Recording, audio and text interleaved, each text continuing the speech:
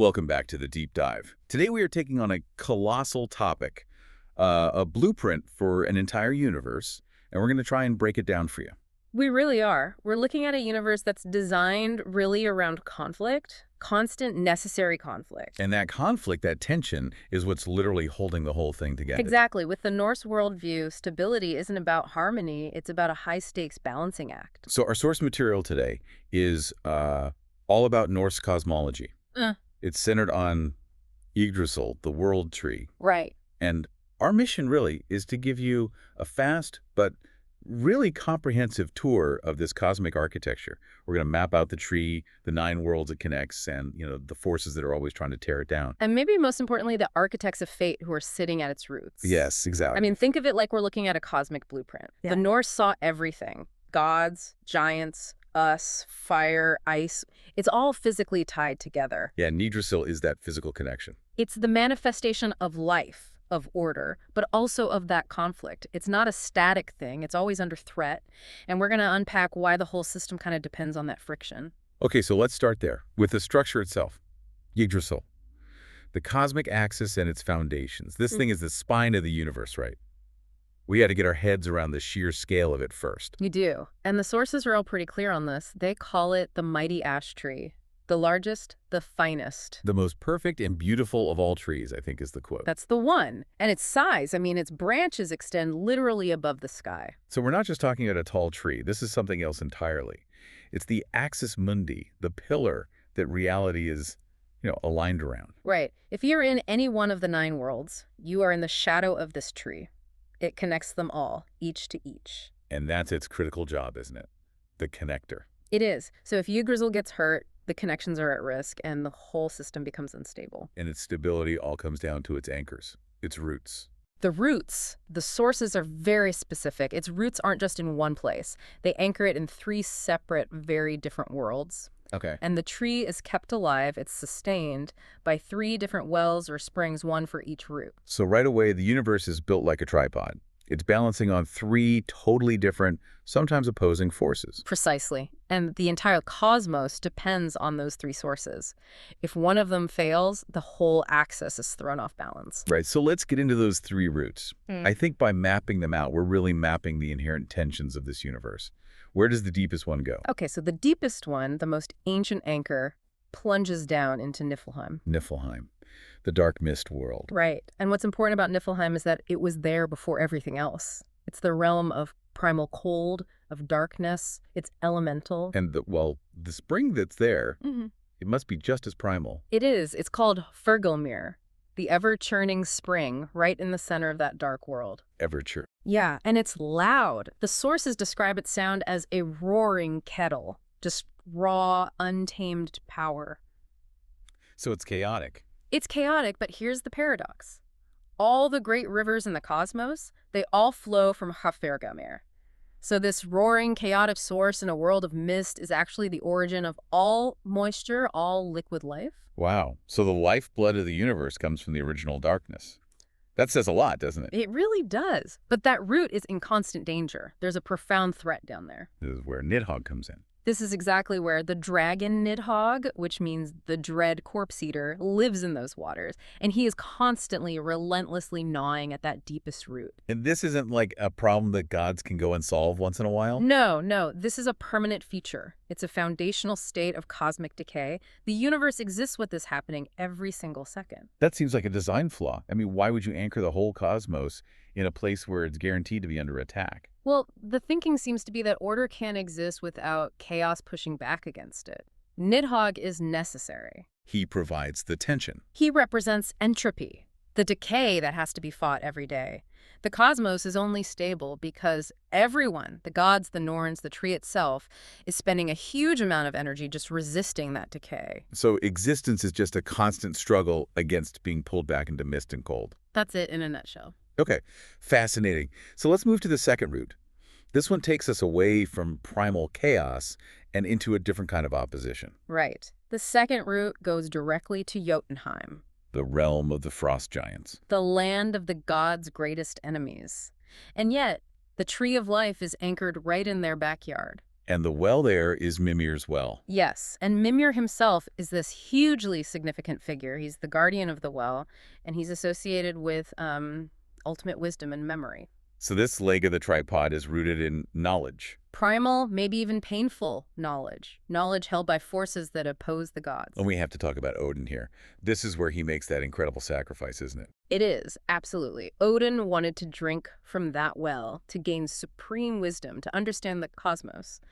And Mimir demanded a payment. His eye. His own eye. Odin plucked it out and threw it into the well. And it's why he's always depicted that way. He paid the ultimate price for knowledge. So the foundation in Jotunheim isn't just about geography. It's anchored in the idea that order requires sacrifice. And that you have to acquire knowledge even if it's painful and even if it's guarded by your enemies. It's such a stark contrast. The first route is chaos and decay. The second is painful wisdom in enemy territory. And that brings us to the third route, which is rooted in divine order. This one goes up to a spring right in Asgard, the home of the Aesir. The home of the gods. And this is the well of Erd. We're going to spend a lot more time on this later. We are. Erd's well is, the pinnacle of order. It's the source of destiny itself. And this is where the Norns are, the weavers of fate. Yes, they tend to the root there. And it's also where the gods hold their daily council. They make the laws for the universe right at that spot. But even this place, this well of perfect order, it contains the seed of its own destruction. It does. The sources make a point of saying this is where the gods will gather on the last day, right before they ride out to Ragnarok, the final battle. The end of everything. So the very source of divine order and destiny is also the designated meeting point for the end of time. That's the Norse worldview right there. Order and doom are just two sides of the same coin. Which leads us to how the gods actually interact with this whole structure. Right, because Odin has a very personal relationship with the tree itself, beyond just the well. He hangs himself from it. He does. It's a critical story. Odin pierces himself with his own spear and hangs from Yggdrasil for 9 nights and 9 days. Sacrificing himself to himself. To himself, yes. Yeah. To gain the knowledge of the runes. And that act, it turns Yggdrasil into his gallows. That's why he's sometimes called the gallows god. The pillar of life is also a place of ultimate suffering and death for the chief god. It makes the tree so much more than just a map. It's a deeply charged spiritual entity. But that's Odin's personal agonizing journey. The other gods have an easier commute. Right, they don't climb the tree every day. They use Bifrost, the rainbow bridge. And Bifrost in the stories isn't just a pretty pathway. It's a critical piece of infrastructure. It's a security system. A firewall, basically. A cosmic firewall is the perfect way to put it. The sources say the bridge is made of fire, a blazing, burning road. So only the gods can cross it. Exactly. It would burn the feet of any frost giant or troll who tried to use it to get to Asgard. It's a physical barrier made of fire and light, protecting that root of order. Okay, so that's the axis. Now let's shift to what it connects. The 9 worlds. A cosmic neighborhood. Right, we need to map these out, because understanding where everyone lives helps you understand the tensions between them. We can group them to make it easier. Let's do it. Let's start at the top, with the divine and semi-divine realms. First, obviously, is Asgard, home of the Aesir gods. This is the seat of power where Odin lives. It's the standard for order. Then you have Vanaheim, which is home to another group of gods, the Vanir. Yeah, and this is important. They're 2 different groups, the Aesir and the Vanir, and they actually fought the first war in the cosmos. But they made peace. A very necessary peace. They're united by treaties. There was a famous hostage exchange, which is why some Vanir gods, like Freyr and Freyja, live in Asgard. So even the divine order is built on, messy political alliances. Even the divine order. And rounding out these higher realms, you have Elfheim, home of the light elves, who are described as being as beautiful as the sun or the stars. So Alfheim represents this kind of ethereal, radiant perfection, not political power, just pure beauty. Okay, so moving down, get to the realms of mortals and makers, the mortal and crafting realms. And fourth on our list is Midgard, our world, the world of women and men. Middle enclosure. The name itself suggests it's a protected space. It is. It's surrounded by this huge ocean. And in that ocean is Jormungandr, the Midgard serpent. The world serpent. So big it bites its own tail. Right. And its presence is this constant reminder that even the world of humanity is contained, it's defined by these huge, dangerous, primal forces. And then beneath Midgard, we have the workshop of the cosmos, Nidavellir. Or sometimes Fortalfheim. This is the home of the dwarfs, or dark elves. They live under the mountains. And they're the master craftsmen. The greatest artisans, they make everything. Wow. Thor's hammer, Mjolnir, Odin's magic ring. All the most powerful artifacts come from their forges. So you have the sunlit beauty of the light elves and the subterranean craft of the dwarfs. Another duality. A perfect one. And now we get to the realms of opposition, the primal and opposition realms. These are the forces the system is designed to contain. Starting with the big one, Jotunheim, the world of the giants. We know one of Yggdrasil's roots is anchored there, and it's just this vast, untamed wilderness of frost and mountain giants. It's the mirror to Asgard, raw, untamed force against divine order. And the gods and giants are in a state of perpetual conflict. Constant friction. And then you have the two great elemental forces that started it all. First, the cold, Niflheim. The dark mist world we started with. Exactly. The source of cold, darkness, moisture. It's pre-cosmic chaos, and the fact that it's still one of the 9 worlds means that corrosive cold is a permanent part of the universe. And its opposite is Muspel, the world of flame. Pure, primal heat. Fire and ice from Muspel and Niflheim are what met in the void to create life.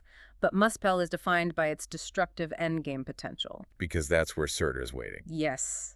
Surtur, this apocalyptic figure with a flaming sword, is just waiting at the border, waiting for Ragnarok, when he'll emerge and burn the cosmos. The fact that a world of waiting destruction is just part of the map is chilling. It says everything about how fragile the Norse cosmos really is. And finally, the last world, a destination for most of the dead. Yay. Named for its ruler, Loki's daughter.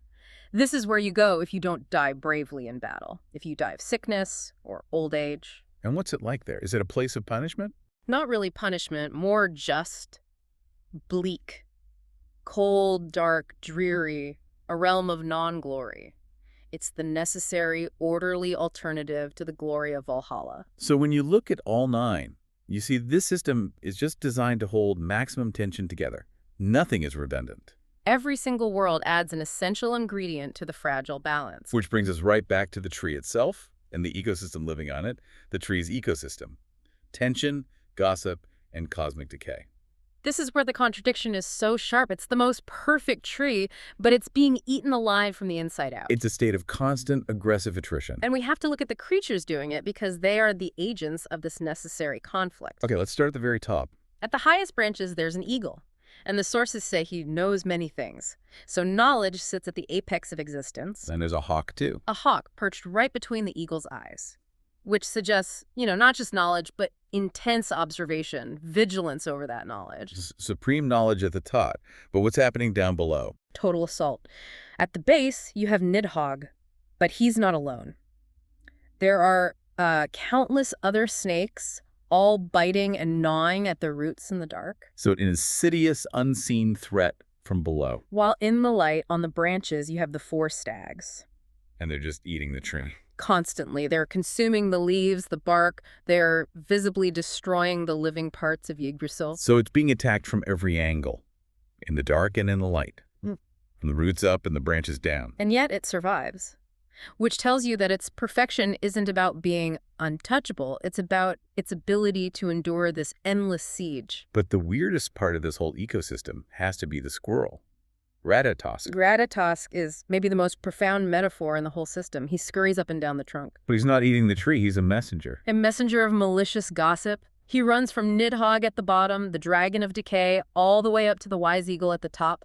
And then back again. And he's not just relaying messages neutrally. Not at all. The source is explicit. The squirrel tells vicious lies to both of them. He's an agent of chaos. He takes joy in provoking anger between the two. He engineers conflict between the highest and lowest powers in the universe. This is incredible. For you listening, think about what this means. Cosmic strife isn't just about force. It's fueled by misinformation, by malicious gossip. Ratatosk is informational warfare personified. A tiny creature creating huge conflict by manipulating communication. And the fact that the wise eagle and the dread dragon both listen to him. It shows that no matter how powerful you are, you're susceptible to it. The tension in the tree isn't just physical decay, it's psychological, informational. Wow. Okay, so from this internal strife, let's pivot to how all this affects individual lives. We need to go back to that third root in Asgard, to Urd's Well and the nature of destiny. Right. Urd's Well is where destiny is literally handled. and that job belongs to the Norns. The wise maidens. But when we think of destiny, we think of something written in stone. It sounds like their job is much more hands-on. It's very hands-on. It's practical labor. They are described as tending the well, but specifically, they take the sacred water and mud from the well, and they pour it on the roots of Yggdrasil To keep it from rotting. to keep it healthy. It means that destiny isn't just written down somewhere. It's actively maintained. It requires constant care just to keep the cosmos going. So if they stop, the whole thing withers. Fate is active work. It is. And the ones leading this work are the three primary sisters, who basically define fate through the lens of time itself. Let's break them down. We start with the past. The well itself belongs to the first sister, Urd. Her name literally means fate or destiny. She is what has already happened, the past. The established facts, the history. Exactly, the foundation on which everything else is built. Okay, so Urd is the past. Then we have the present, the unfolding moment. That is Verdandi. Her name means becoming. She is the present, the active, ongoing process of fate, the moment-to-moment reality that you're living in. And finally, the future. Skuld. Her name means that which is intended, or maybe even debt. She represents the future. So not just what will happen, but what is supposed to happen. Yes, what is necessary. It implies purpose, obligation. She's often seen riding with the Valkyries, which connects her to these inevitable, often violent outcomes. So you have past, present, and future, all working together at the root of the tree, weaving the threads of existence. And the sources bring this right back to you, the listener. It says these are the ones who decide what happens in your life. They are shaping your fate right there at the well. But that raises a huge question. If destiny is handled by these three majestic figures in Asgard, why is life so messy, so unfair sometimes? Right. It suggests that destiny isn't this clean, unified force. And that brings us to the most crucial detail the sources offer, the diverse architects of fate. There are more Norns than just the three sisters. Many, many more. And this is what explains the wild variability of human experience. Fate is administered by a crowd, a diverse multitude. Where do they come from? All over. The source says there are giant Norns from Jotunheim. There are elf Norns, dwarf Norns, even Vanir Norns. Wait, so your personal fate could be influenced by a being from the realm of the giants, the enemies of order? That's the implication. It completely decentralizes destiny. It's not some top-down mandate from Asgard. It's a collaborative or maybe conflicting effort from all the 9 worlds. And it gets even more complicated, right? There's a moral dimension. Huge one. The sources are explicit. There are good Norns and bad Norns. Okay, that changes everything. It means they aren't impartial. They bring their own agendas, their own morality to the job. So the unfairness we see in the world is actually a feature of the system, not a bug. It's baked right in. And the result of this huge, decentralized, morally varied group of beings all weaving together is what decides your life. So if you have a good life, It's because the good Norns had a strong hand in your fate. They give people good lives, but the others, the bad ones. they give people hard lives or short lives. Or twisted lives, lives full of suffering and bad luck. And that is the mechanism for how individual destiny gets shaped. It's chaotic. So the grand, orderly cosmos is held up by this perfect tree, but the fate of any one person is determined by this unpredictable, morally gray committee. The order of the whole rests on the unpredictable friction of the individual parts. The Norse gods aren't all-powerful. They're just managers in a system they're constantly fighting to keep from falling apart. Okay, let's try to recap this. This has been a huge journey. It has. We started with Yggdrasil, the massive, perfect, but always threatened world tree. Held up by 3 roots reaching into primal, cold, painful wisdom and divine order that already knows its own end date. We mapped the 9 worlds, a universe built on dualities. Fire and mist, light elves and dark elves, gods and giants. All separated by Bifrost, that blazing firewall protecting the fragile order in Asgard. Then we looked inside the tree itself, at the constant grinding decay from Nidhogg and the snakes and the informational warfare, the lies spread by Ratatosk the squirrel. And finally, we saw that destiny isn't a simple, clean prophecy from 3 sisters. No, it's a messy, variable product that requires constant physical maintenance. And its character, your fate, is decided by a chaotic multitude of good and bad influencers from every corner of the cosmos, which explains the profound injustice and variability of life. So the big takeaway is that stability in this worldview doesn't come from harmony. It comes from constant, high-stakes conflict. The system is built to just barely survive. Which leaves us with one final thought for you as you think about your own path. Okay. Since the Norns shape your destiny by tending the roots of this tree, and we know that same tree is being relentlessly eaten by a dragon and manipulated by a lying squirrel, consider this. If the very system that weaves your fate is built on and maintained by inherent relentless conflict, what does that say about the foundation upon which your own destiny is actually built? Maybe your fate isn't just woven. Maybe it's being gnawed at every single day. And the struggle's the whole point. Something to think about. We'll see you on the next deep dive.